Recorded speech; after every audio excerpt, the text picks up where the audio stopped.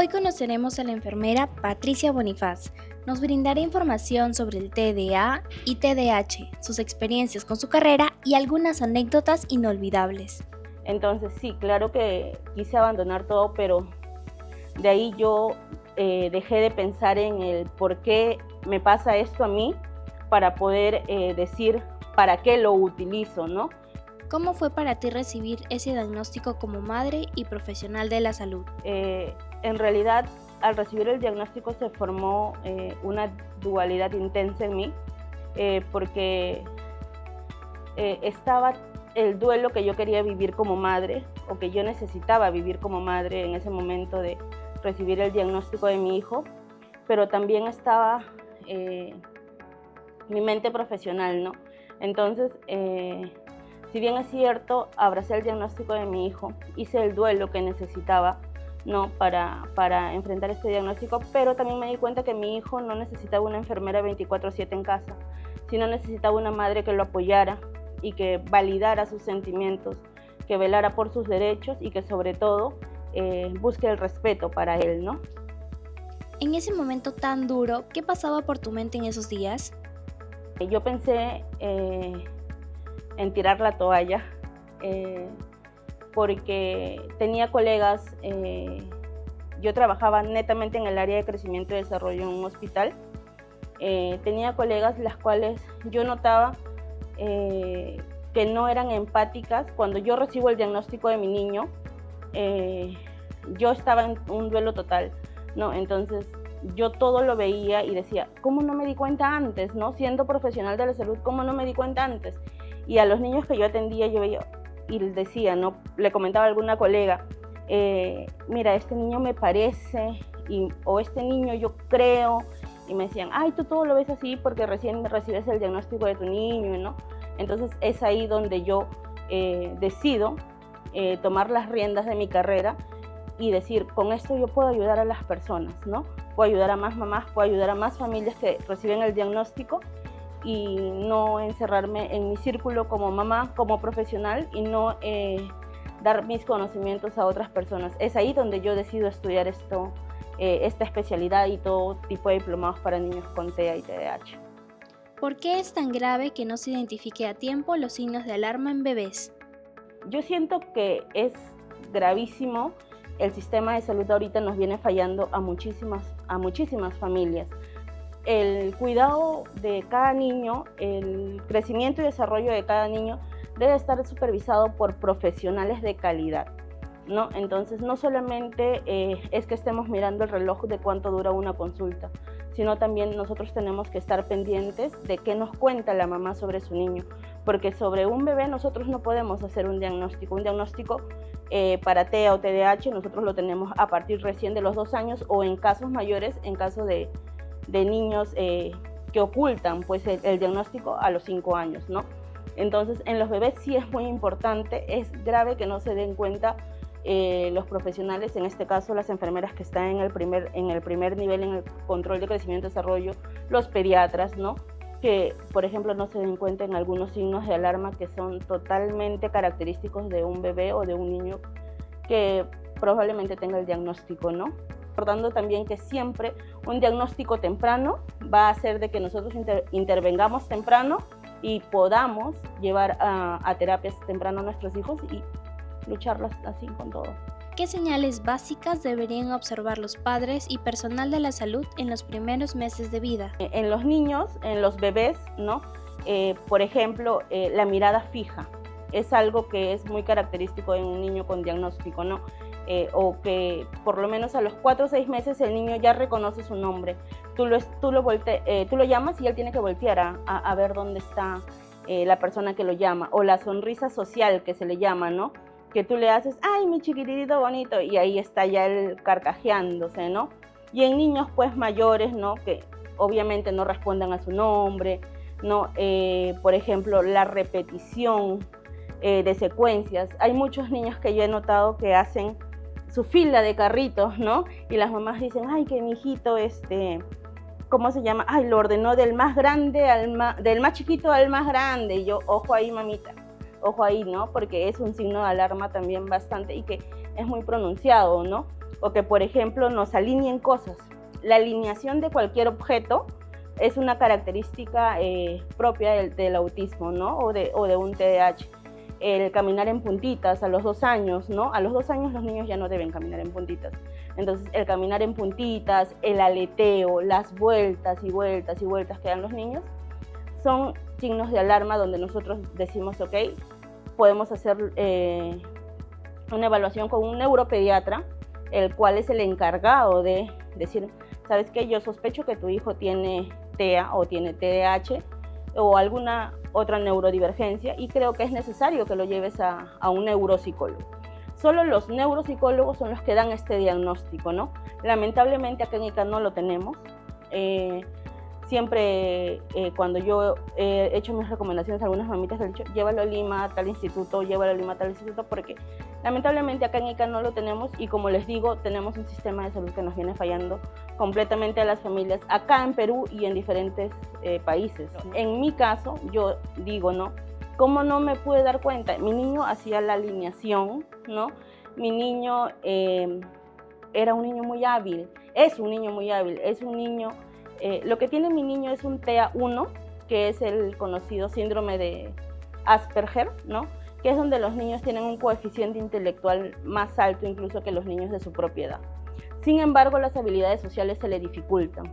Entonces, el estar con sus compañeros se le hace muy tedioso, el asistir a reuniones familiares, la bulla, ¿no? Se tapa los oídos, los fuegos artificiales, ¿no? Entonces, las texturas, lo sensorial, todo eso, ¿no? Entonces, yo decía, no parece, porque, o sea, yo decía, yo tengo un niño que es, o sea, sus calificaciones son perfectas, ¿no? Porque a mí me dan el diagnóstico cuando mi hijo tiene 7 años, ahorita ya tiene 10 años, ¿no? Entonces, no parece, no, lo dudé.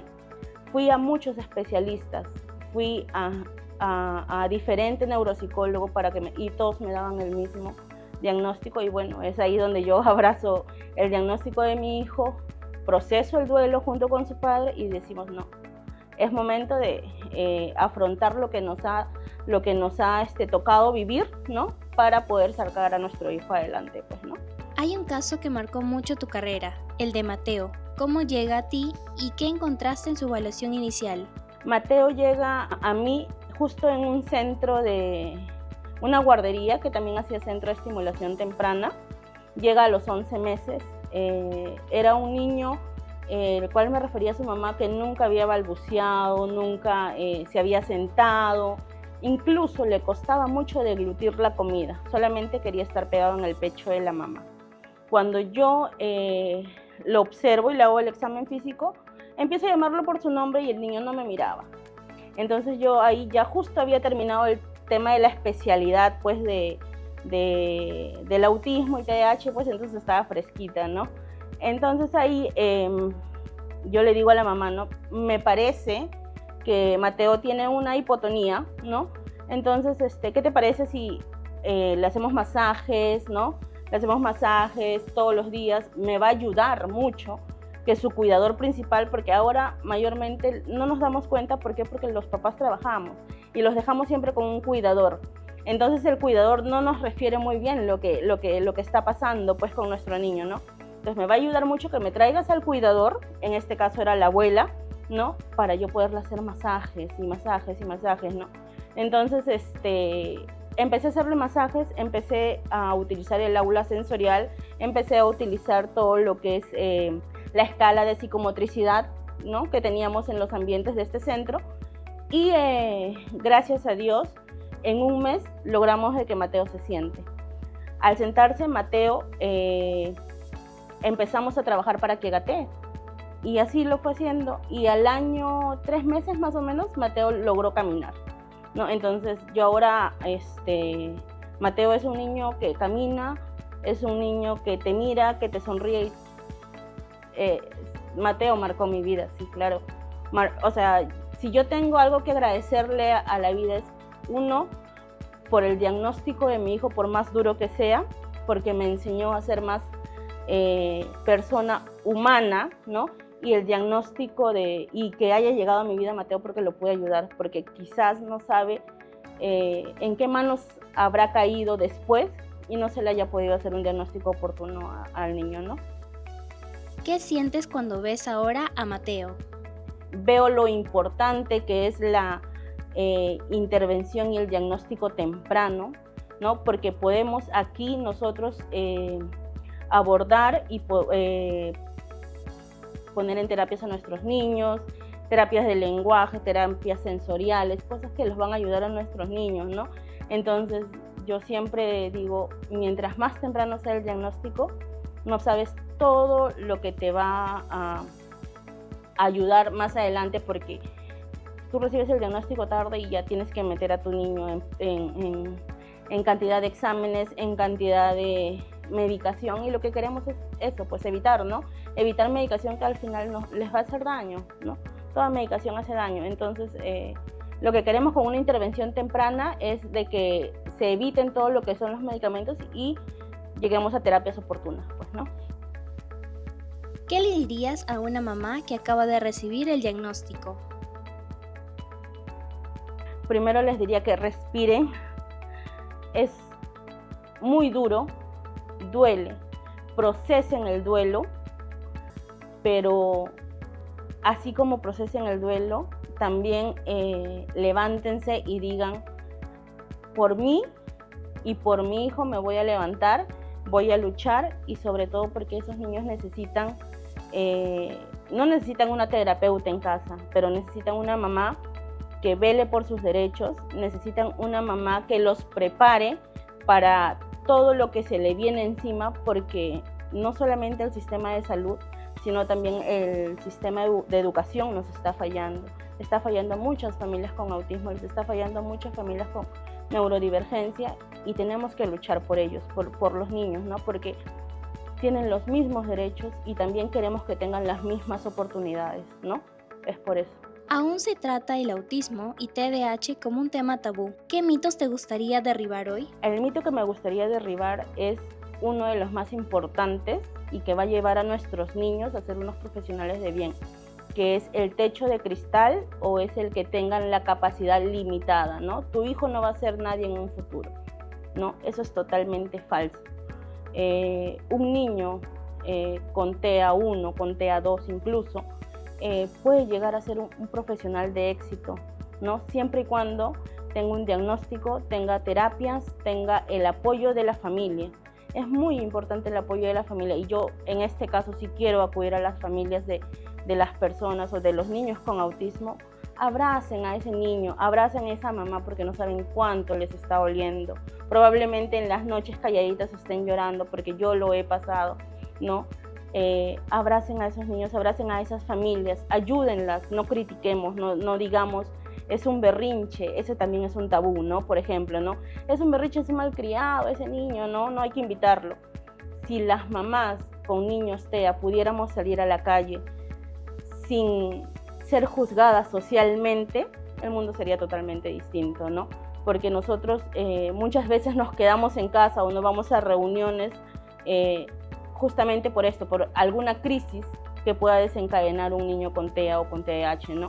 Las crisis son muy llamativas, entonces probablemente el miedo a ser juzgadas haga que todo esto, pues, que no lo hagamos. Y al final no saben cuánto nos ayuda de que nuestros niños vayan a esas reuniones, porque están aprendiendo de los demás niños, ¿no? No es un niño que tenga problemas, sino es un niño que quiere aprender, es un niño que quiere traerte a su mundo, y si tú entras a su mundo, es un mundo maravilloso. Si hoy pudieras hablar con el profesional que fuiste antes del diagnóstico de tu hijo, ¿qué le dirías? Yo les diría de que dejen su parte, no profesional, sino de que dejen su parte, que tengan empatía, que dejen su parte de humano en cada paciente en el que atienden, ¿no?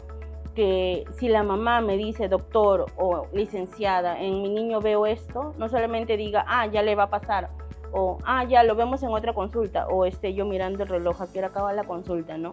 Sino le haga caso a esa mamita, porque esa mamita vive con el niño, ¿no? Esa mamita es la que me está contando que su niño tiene algunos signos de alarma, ¿no? Entonces, a los profesionales de la salud decirles de que tengan más empatía con todas las familias con los niños, con las mamás, que absuelvan sus dudas y que sobre todo se actualicen, porque hay muchos profesionales de la salud hoy en día que no están actualizados en este tema, ¿no? A mí me tocó actualizarme por el diagnóstico de mi hijo, ¿no? Pero probablemente si yo no recibía el diagnóstico de mi hijo no me actualizaba en el tema y quizás seguía en la misma ignorancia, ¿no? Entonces yo les digo, actualícense, actualícense. ¿Cuál es tu sueño futuro para los niños neurodivergentes y sus familias? Mi sueño a futuro es de que se elimine el que dirán, ¿no? Que los colegios sean totalmente inclusivos, ¿no? No se trata de decir simplemente, ok, este colegio es inclusivo, vamos a aceptar a 2 niños por salón, pero ¿de qué estamos hablando de inclusión si solamente pones a 2 niños en el salón con TEA o con TDAH, pero no pones un ambiente de regulación para estos niños, ¿no? Donde estos niños probablemente algún sonido del recreo o algún grito los haga sentir mal y no tengan dónde recurrir, ¿no? No tengan dónde calmarse, dónde regularse, ¿no? Entonces yo creo que la inclusión tiene que venir desde las áreas del colegio hasta las aulas del colegio, ¿no? Y cómo se llama, y también yo sueño con un mundo donde nos deje de fallar el sistema de salud, el sistema de educación. Hace menos de una semana, una familia completa en Australia dio por terminada su vida justo por el diagnóstico del niño y porque ellos dicen y ellos piensan, ¿no? ¿Qué va a ser de mi niño si yo no estoy? Y esa es la pregunta que muchas mamás nos hacemos, ¿no? ¿Qué va a ser de nuestro hijo si nosotros no estamos, ¿no? Entonces, a los papitos también decirles, no, yo lucho por los derechos de mi niño, así como tú lucharías por los derechos del tuyo. Todos los niños son iguales, todos los niños tienen derechos, todos los niños tienen responsabilidades y eso hay que entenderlo siempre. ¿Qué mensaje le dejas a la sociedad sobre la inclusión, empatía y neurodiversidad? Es un mundo nuevo, son niños totalmente distintos, pero que si tú los descubres, aprendes a amarlos, aprendes en que su manera de querer de ellos es totalmente distinta. Pido más empatía para con las mamás de estos niños, para las familias de estos niños. Y les diría a las mamitas, sigan adelante, porque ustedes son las que van a trazar el futuro de su niño. Y si ustedes se rinden, si ellos ven que ustedes se rinden, ellos van a tomar como que nadie está luchando por ellos. Y nosotros, aparte de mamás, tenemos que ser guerreras por ellos, ¿no? Entonces yo les diría eso. Hay tantos famosos que han sido diagnosticados pero no lo han dicho o probablemente no lo sabían hasta mucho después, ¿no? Entonces no sabemos si en casa podemos tener de repente un Albert Einstein o podemos tener una Simone Biles en casa, ¿no? Entonces explotemos el talento de nuestros niños porque estos niños suelen tener siempre algún talento. Entonces exploremos, busquémoslos y explotemos ese talento.